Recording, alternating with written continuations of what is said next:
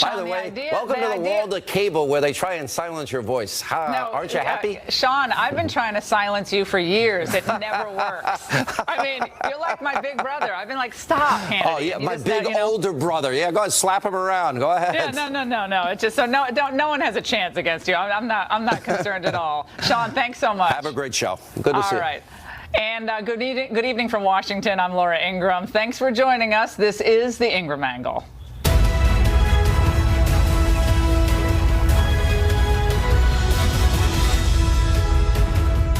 Let's get right to our top story. Breaking news out of the Department of Justice about a possible special counsel investigation targeting Hillary Clinton.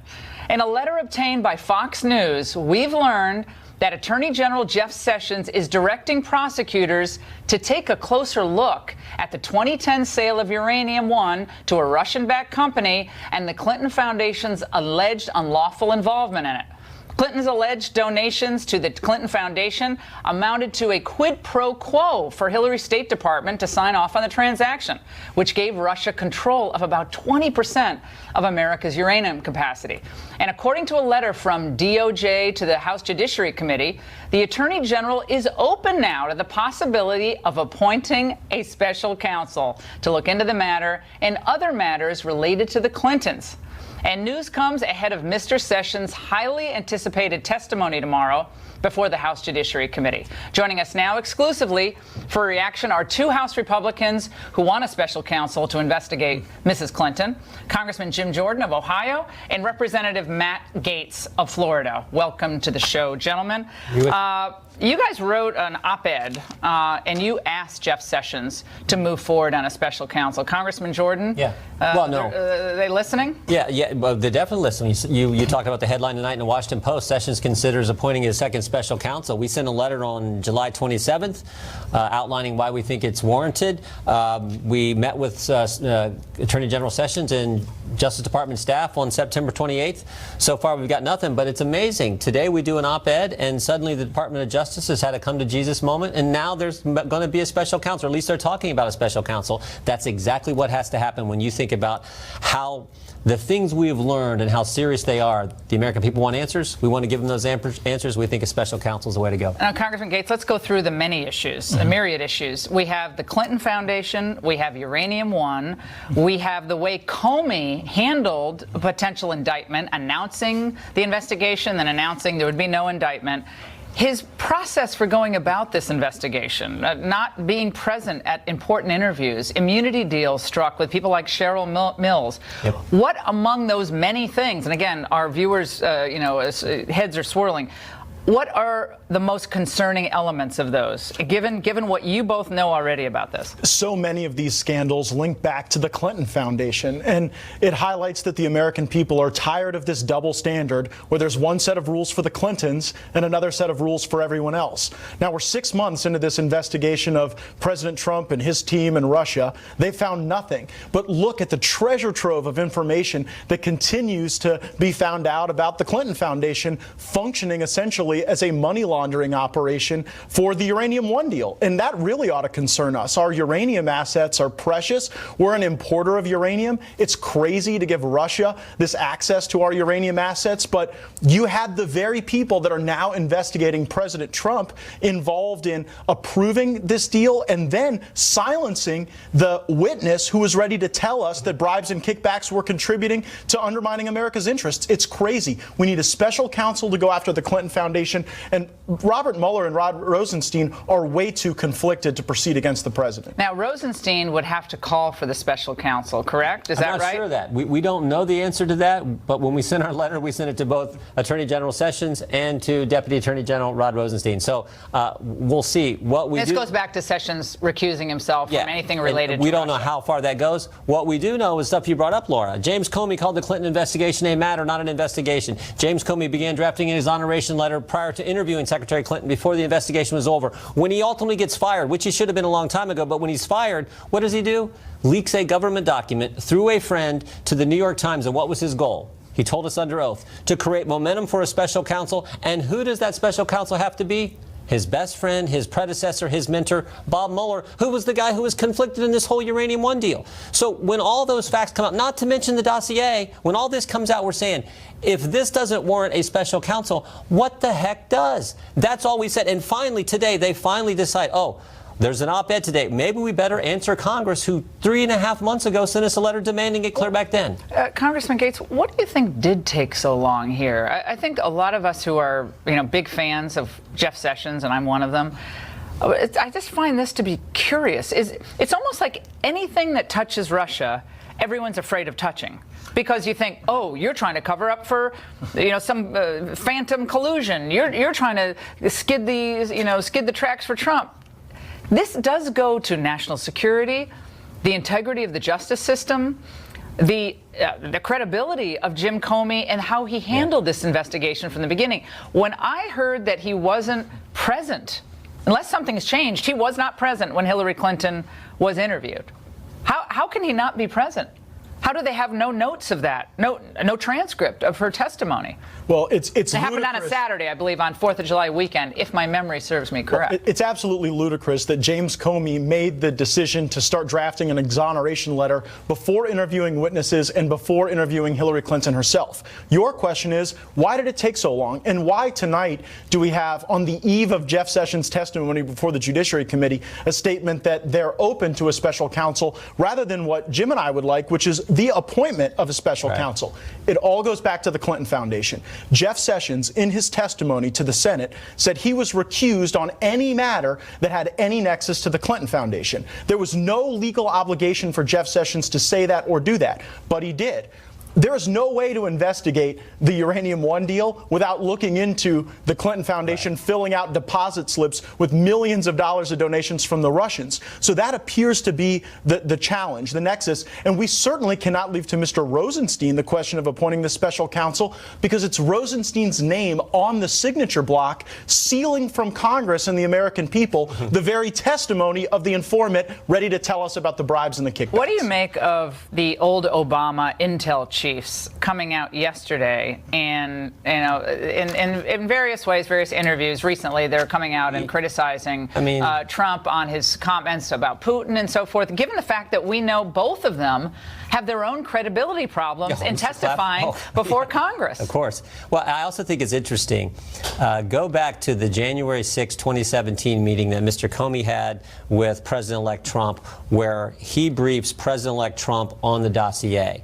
And shortly thereafter, someone leaks the fact that that meeting took place and that the contents of that meeting or the discussion of that meeting was about the dossier. Someone leaks that to CNN. Who leaked that? Who leaked that to CNN? And did that become the thing that legitimized the dossier so much that the press could then print it, which CNN did, and BuzzFeed could print the entire dossier itself? So those are the kind of questions. We haven't even gotten really to the dossier, but if a Clinton-financed, Democrat National Committee-financed Oppo research was turned into an intelligence document, and if that was the basis that for the FISA court giving a warrant to spy on Americans associated with the Trump campaign, if all that happened, if our government colluded with a major party and a major campaign to go after the other campaign in this country, you are not supposed to come anywhere near that. If that all took, now we don't know if it did, but there's a lot of evidence pointing in that direction. And read Byron York's piece today, or yesterday's piece, outlined a lot. There's read Kim Strassel's piece in the Journal. All those talk about this very thing. That's what's scary. This dossier was marched over to the Justice Department by John McCain, was it not? Clear back in the summer, they got he marched it over there. The final document, but they were getting, I think, read Byron's piece, they were getting parts of this throughout the summer, and they launched a counterintelligence investigation. We want to know those kind of things, and we're hopeful that Mr. Sessions will not only appoint a special counsel, but give us some answers on those things tomorrow. Gates, I'll let you finish this off, but don't you think so many people watching this are like, everything is just partisan. The Republicans want to go after the Clintons, and the Clintons and Obamas want to go after Trump. The Democrats just want to take Trump out. They want to redo the election, and they want to show everybody that they were right. We never should have elected him. And then Republicans just want to go after the Clintons. And people who don't focus on the minutia of the dossier and Uranium One, How do Republicans proceed so you all don't look like it's just another witch hunt in reverse here? Well, first thing we have to do is have an equal standard that is applied to both the president and Mrs. Clinton. There's a special counsel investigating the president. We need the same standard to apply to the Clintons. They've never had the same standard. It's time we do that now. Great to see both of you. Thanks for joining us tonight. And directly ahead, Roy Moore is hit with new sexual misconduct allegations. So what should the Republican Party do to keep the Alabama Senate seat? And is it time to revisit the many allegations against Bill Clinton? One of his former accusers is here tonight with us. Developing news in the Alabama Senate race, a fifth woman is now coming forward to claim that Judge Roy Moore made unwanted sexual advances toward her when she was a teenager. We're now less than a month away from Alabama's special Senate election, where Judge Moore will appear as the Republican Party's candidate. The Republicans are certainly in a bind, and today Senate Majority Leader Mitch McConnell called on Moore to step aside. The worst-case scenario for the GOP would be for the Democrats to take advantage of the turmoil and actually win the seat in deep red Alabama. And even if Moore wins, it's increasingly likely that the Senate will either refuse to seat him or expel him soon after he's sworn in. Today, the New York Times reported that the White House officials are actually considering scenarios where Attorney General Jeff Sessions would return to his old job in the Senate. Joining me now for a reaction to try to sort all this out is Harmeet Dillon, a Republican strategist and civil rights attorney, along with Byron York, chief political correspondent for the Washington Examiner. Harmeet, this Gloria Allred press conference today didn't really surprise me. I can't believe it took her this long to bring a accuser forward, but the facts didn't sound good. I mean, the facts sounded awful, and your reaction to them. A 16-year-old girl said he forcibly, assaulted her, basically threw her out of the car, or she fell out of the car, and he sped away in a parking lot. Where does this leave this? Well, and she has documentary evidence, too. And the signature in the yearbook is certainly a very awkward thing for a 30-something-year-old man to be doing. So I think she's credible. And on top of his very weird statements to Hannity a couple of days ago. Incriminating in many ways. I think so. I think so. And so with those two things and the contradictions as a lawyer, I have to say that, while it's way past the statute of limitations to prove the case, in the court of public opinion and politics, I think he's toast. Yeah, it's a political situation, not a legal situation. Byron, the Gloria Allred presser, does that affect the Alabama voters? The woman is a Trump supporter. She voted for Trump. She's not a Democrat activist. She didn't go to the Women's March. She's a Trump supporter. And again, this is decades ago. You can't prove it or disprove it. But,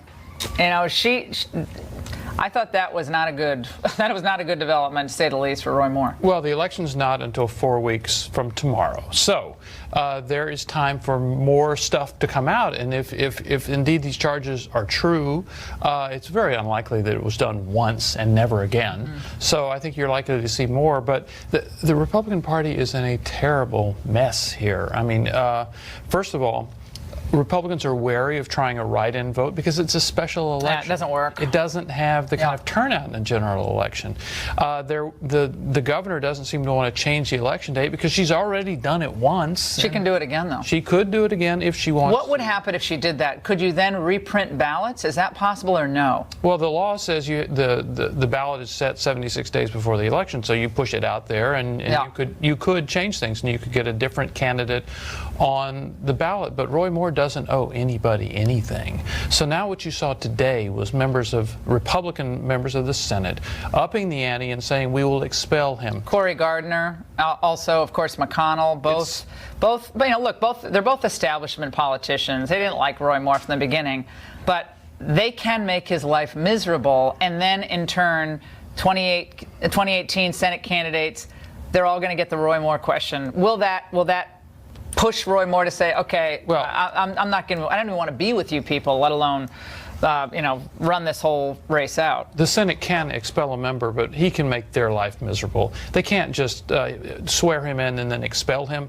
There will be due process involved. There will be hearings. There will be witnesses. There will be a long process, and it will be uglier by the day. Harmeet, as a civil rights attorney, you've done a lot of work in cases supporting Trump supporters who have been attacked attacked, like physically attacked at events.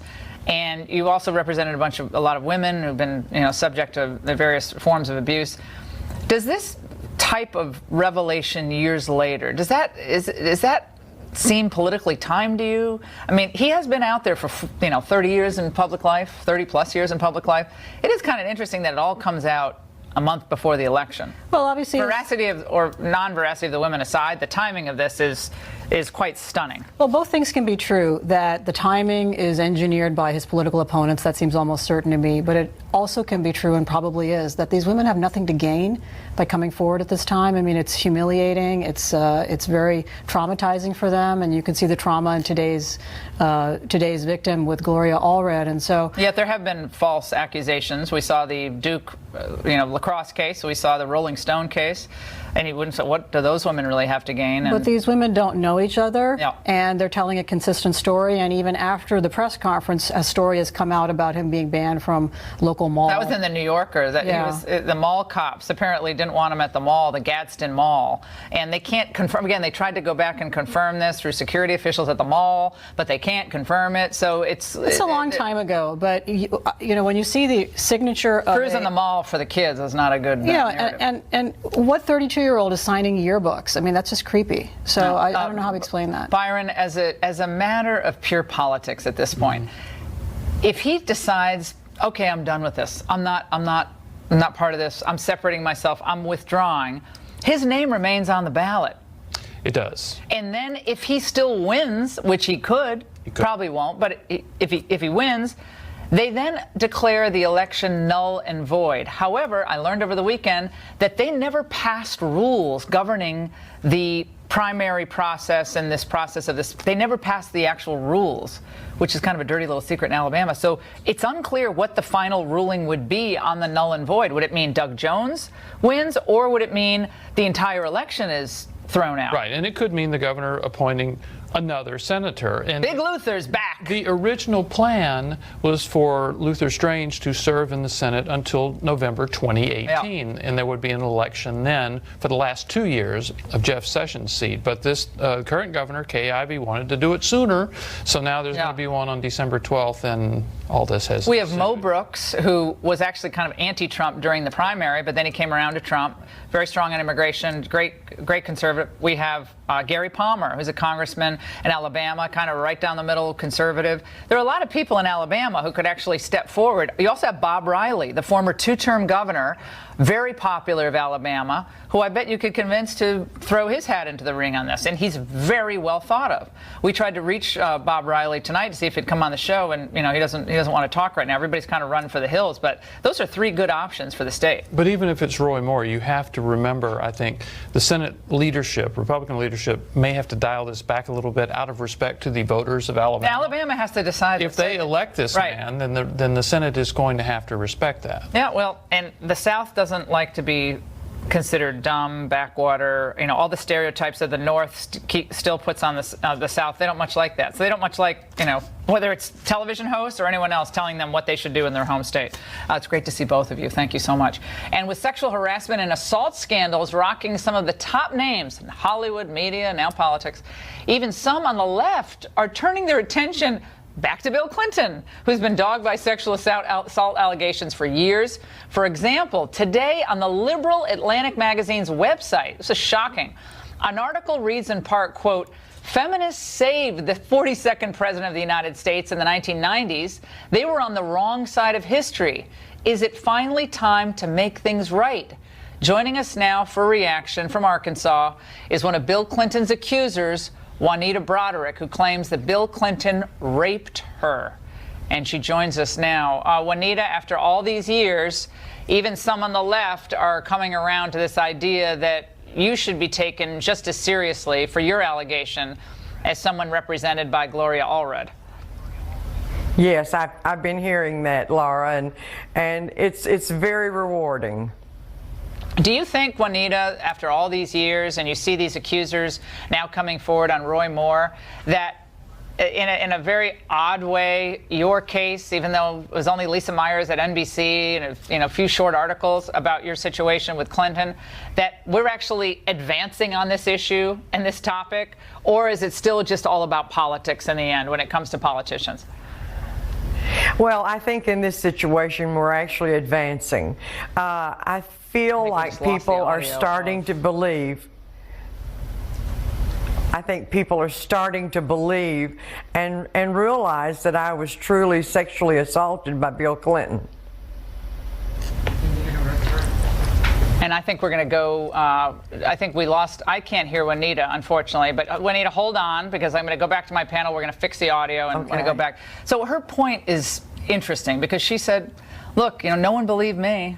No one believed me all those years ago, and now, it looks like, because it's so obvious, the double standard when it comes to the left versus the right, that I think some on the left are now saying, maybe we should have given her a little more credence. Well, Lisa Myers did on NBC. It took a lot of guts for Lisa Myers to do that. She did. This is an extraordinary development, and it's obviously coming out of all of the sexual harassment stories we're having right now, but it's also coming because the Clintons are receding into the past and their clout is gone. It is safe to look into something like this where it was not in 1998. Yeah, absolutely. I mean, Donna Brazile has found it safe now to come out, and so people are now piling on and driving the multiple knives into the back of the Clintons, and this is one example of that. I think it's opportunistic. But you think of Juanita Broderick. I'm so sad I couldn't hear her audio, but you think of her situation.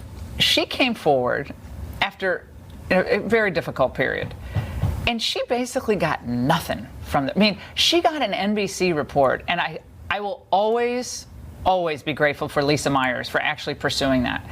And she didn't have any political axe to grind, but she came out and she told her story.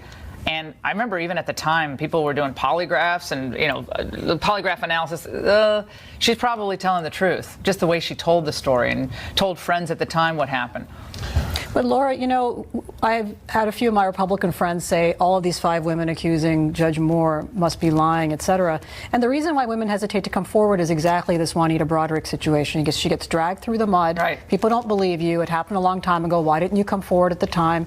It's common for victims to not come forward for years. And I think what we need to do is also empower women. Absolutely. It's hard when you're a 16-year-old. No, when you're an adult woman in the workplace, we need to empower women so they can say at the time, you're a slob, you're a freak, you're a pig, I'm going to HR, I'm going to talk about this.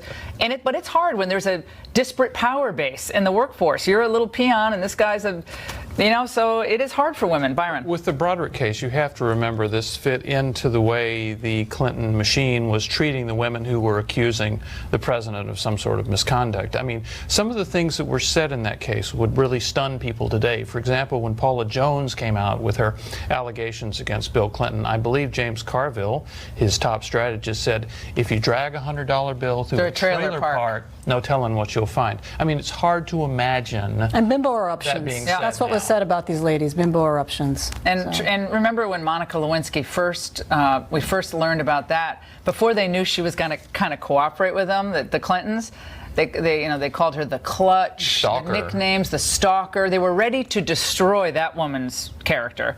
And all these years later, I actually feel really bad for Monica Lewinsky. I mean, this has been her whole life. She's 22 years old. She's branded, so I think Harmeet's point is well taken. I know a lot of people watching Fox tonight will say you're rushing to condemn Roy Moore. I'm not. I'm really not. I don't know. All these years later, as a lawyer, I can't say that everything everyone says is true on one side or another. But I will say, if a man uses his power over a man or a woman in the workplace and does something like this, they have no business in politics. And I don't care if it's a Democrat, a Republican, or someone who's not well known at all. And this has got to change. This whole situation has got to change. But the people of Alabama, Byron, this is their election. It's up to them. And Mitch McConnell can threaten all he wants, but the people of Alabama are going to do what the people of Alabama want to do. And Mitch McConnell is going to have to adjust to it. You can't just throw somebody out of the Senate. You can't just refuse to let them enter into the Senate if they have been actually elected. And I mean, this is a situation where believe me, if Roy Moore is elected 4 weeks from tomorrow, the voters will know what's going on. This has been dominating Alabama politics. Well, do we have Juanita Broderick back? Yes? Yes. Juanita, sorry about that. See, the gremlins were in the system. They still don't want you to talk, Juanita. Isn't that awful? I'm so sorry. This is live TV. This is what happens. Like, listen, on the radio, Juanita, on the radio when this happens, it doesn't matter. But on TV, it's like, whoa, thank God we have Byron and Harmeet here.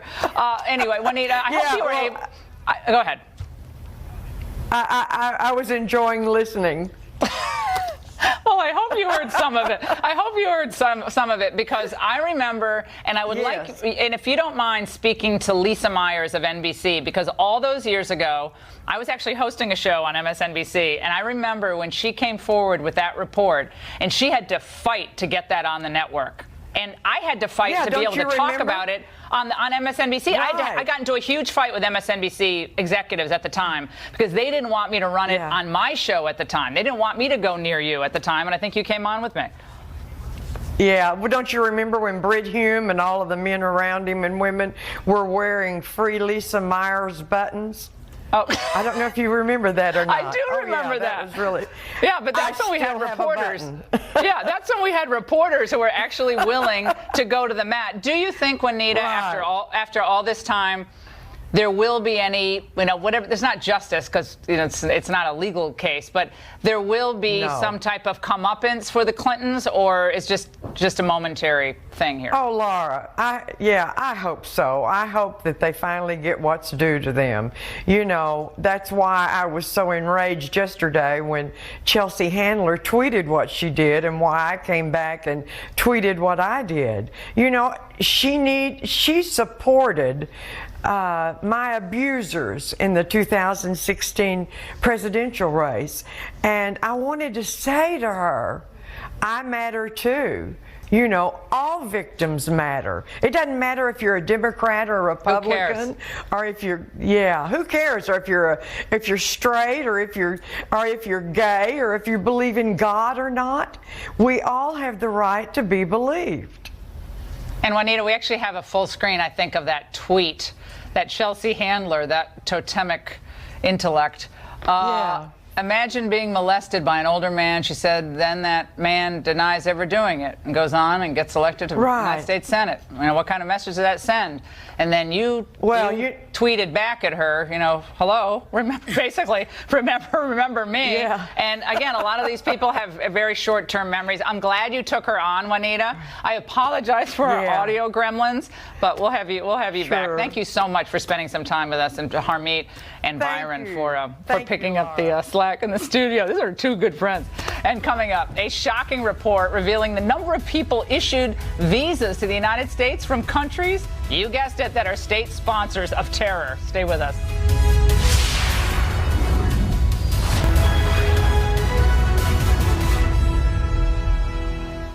Back on Halloween, an ISIS-inspired terrorist from Uzbekistan killed 8 people in New York City by driving through a crowd on a bike path.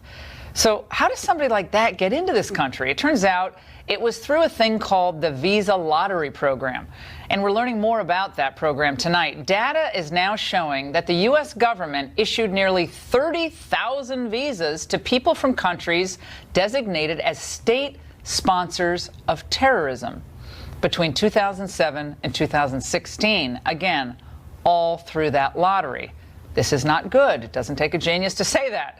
And joining us now for reaction here in Washington is Michael Starr Hopkins, a Democratic strategist, and Mark Krikorian, executive director of the Center for Immigration Studies.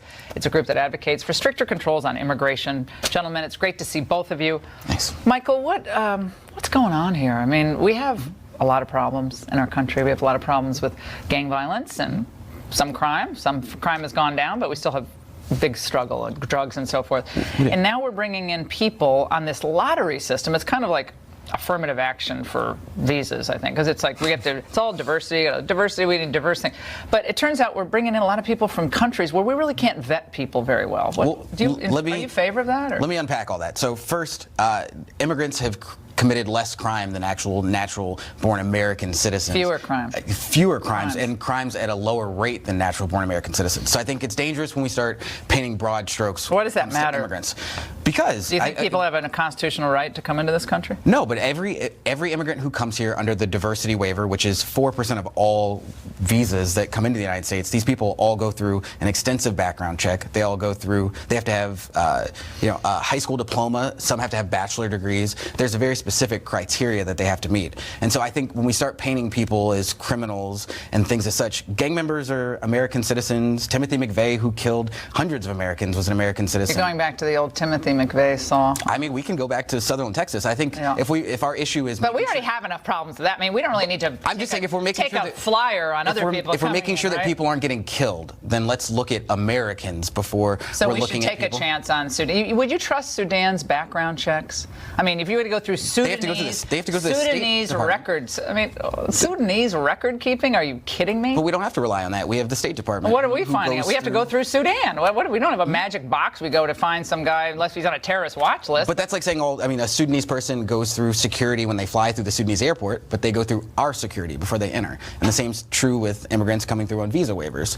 Mark, is this a problem? I mean, they get to bring in not their whole family, but they get to bring in, once they come in, a spouse and adult children, children under the age of 21. What it does, I mean, those are the people they bring with them once they win the lottery. But the long-term effect is what they call chain migration, because after 5 years, they can become citizens. Then they can bring their parents, they could bring their adult siblings, they could bring their adult sons and daughters then. And then those people have their own spouses, those spouses have their own relatives, and it goes on and on and on. And this, what the lottery does is start new migration chains. And our research shows that the average immigrant that you give a green card to results in at least 3 additional people who will follow him, not right away, but over the years. What's the figures just from Mexico? I remember from just Mexico, on the chain migration. it's even that's higher. That's not part of the lottery. But for Mexico, it's more than 6 immigrants per person who eventually come in because of our family immigration system. Because the way it works, our system is based on who you know, not on what you know. And that's beyond husbands, wives, and little kids. You marry somebody abroad, you adopt a baby abroad, you have the right to expect your fellow Americans to let you bring that person in. I'm all for that.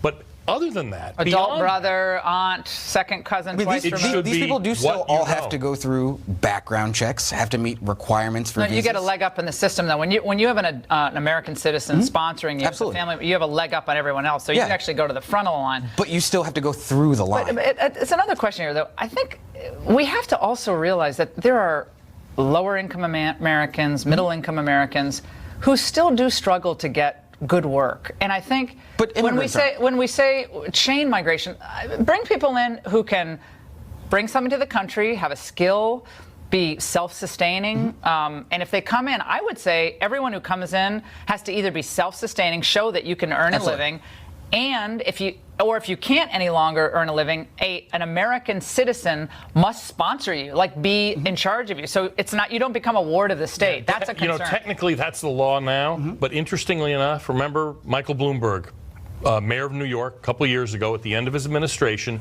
he actually pursued that because sponsors who had signed sponsorship agreements for immigrants they brought in, those immigrants went on welfare. The Bloomberg administration said, wait a minute, they sent him a bill. And they said, you guys are on the hook for this. A lot of people paid. They collected several $1 million. And then the de Blasio administration came in and mailed the money back to those people. Gotta love it. The fact is, it doesn't work because it's not going to be enforced. It does, though. It does work, though. I live in New York, and some of the greatest people in New York aren't people who are American-born. This isn't about whether people are good or bad. Immigrants are no better or worse than anybody else. Because we're talking about things like, are immigrants criminals? Are they contributing to society? We're talking about public schools where a lot of fancy people in Washington don't send their kids. I'm a product of Washington, D.C. public schools. I'm a product of public schools, too, but in Northern Virginia now, in some schools, 17 languages are spoken. But immigrants How does a public school teacher How are they supposed to teach with 17 languages? Kids who come into the school illiterate in their own language, let alone can't speak the English But that's language. not because That's of a problem. immigrants. That's because we're cutting the estate tax. No, those no, are very, no, no. those are very different issues. It's not because of immigrants as people. There's no question about No, we that. love They're immigrants. No better I love or worse immigrants. than anybody else. Immigrants are human beings. However, a country, and I think, Michael, you would agree, a country has a right to determine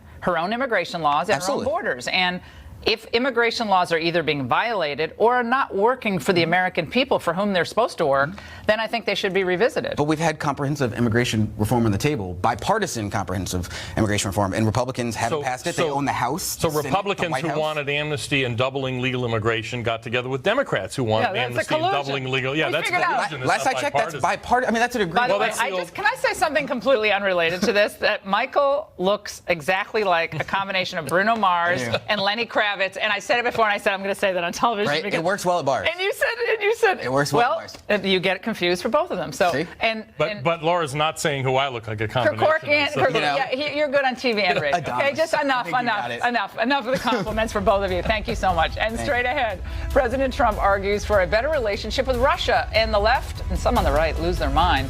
But do his critics have it all wrong? Maybe. Stay tuned.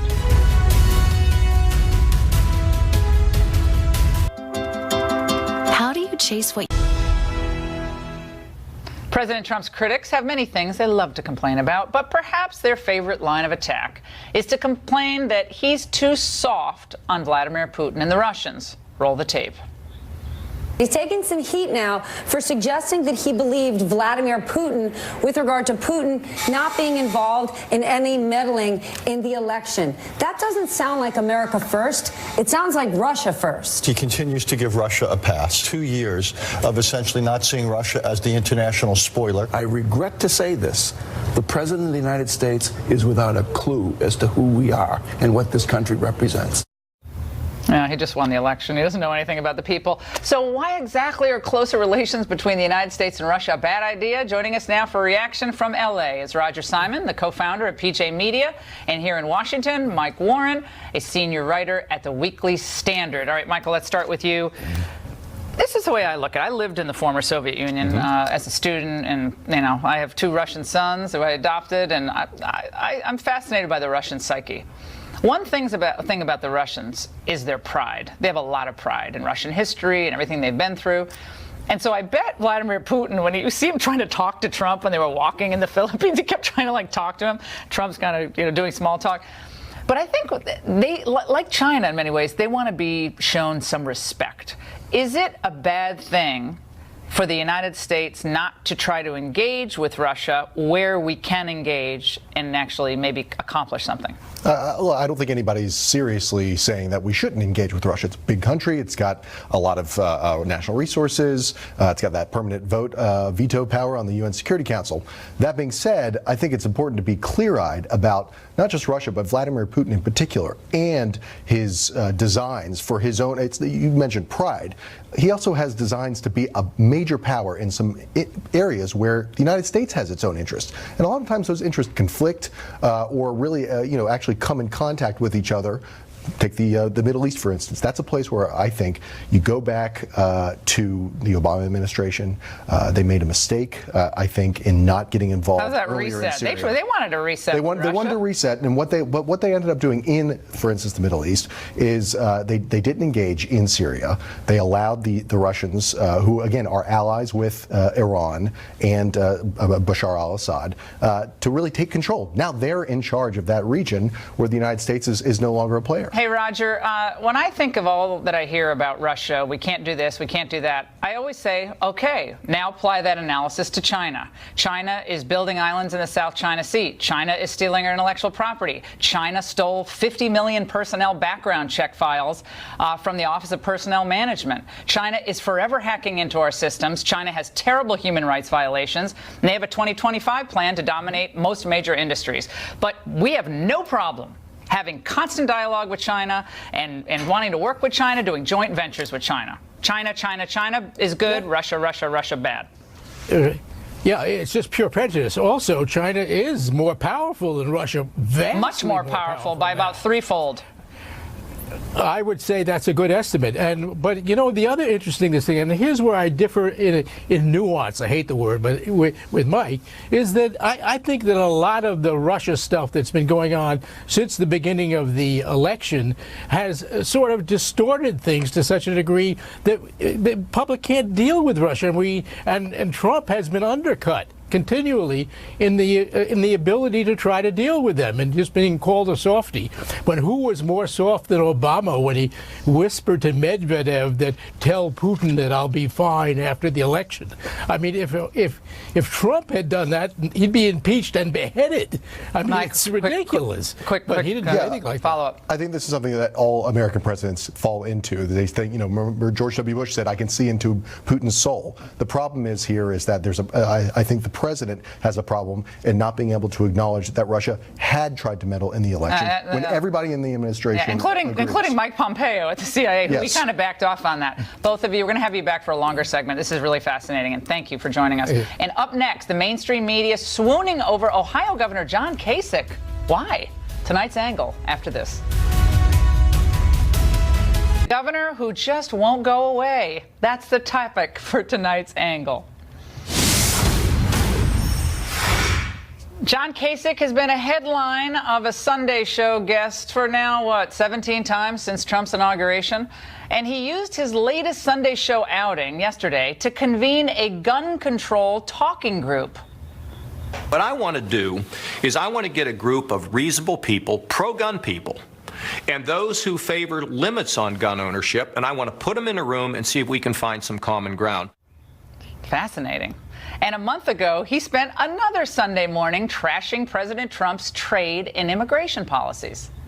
The Republican Party cannot be anti-trade. The Republican Party can't be anti-immigrant. Why does Kasich think his voice is wanted in the current political environment? Oh, yeah, he's still governor of Ohio, but he has zero constituency in the party, in the grassroots. And remember, he wouldn't even attend the Republican convention in his home state. I don't know if Kasich felt like he was just too humiliated to show his face in Cleveland.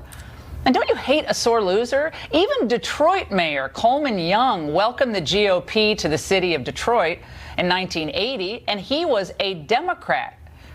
And though Kasich is a total washout nationally, let's face it, it's uncharitable to say, but he is. He's considering running in 2020 on something called a unity ticket with Democrat Governor John Hickenlooper of Colorado. That'll work.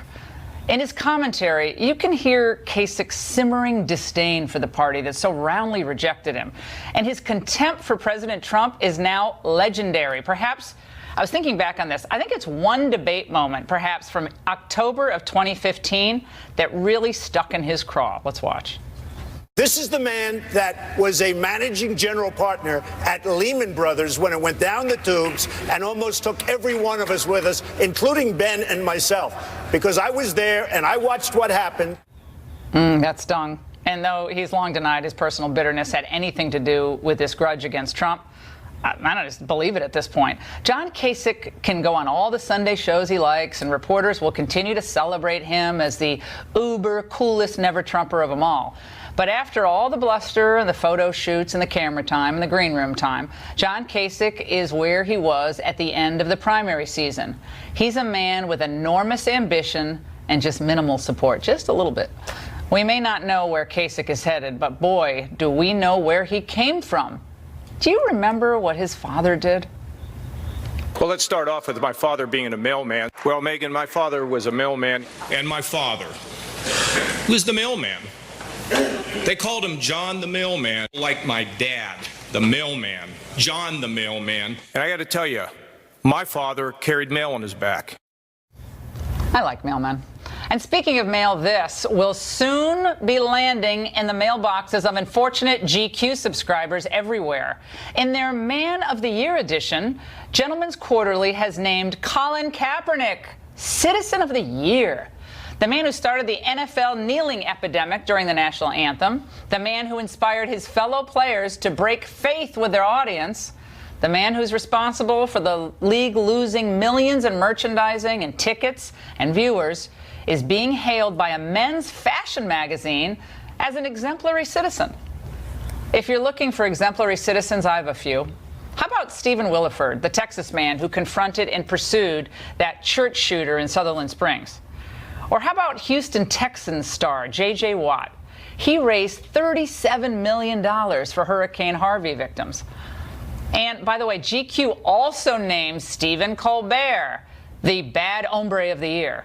Well, I suppose if you hate President Trump, stage protests and complain, well, you're instantly something of the year at GQ. The good news is Kaepernick and Colbert made our year-end cut as well. Not sure if they're going to be celebrating this honor, though. And that's the angle. That's all the time we have tonight. Shannon Bream and the Fox News at Night team is up next.